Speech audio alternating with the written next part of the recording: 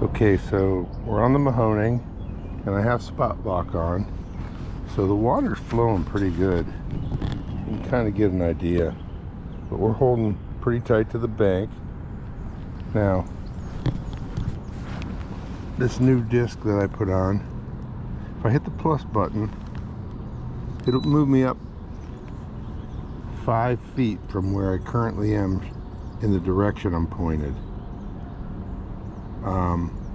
If I hit it again, it should move me up 10 feet. And it's moving me in relation to the bank. Here's the big tree. And we're moving. So I'm going to hit the plus again, see if I can get up to hit the plus until I'm up almost parallel to those logs. So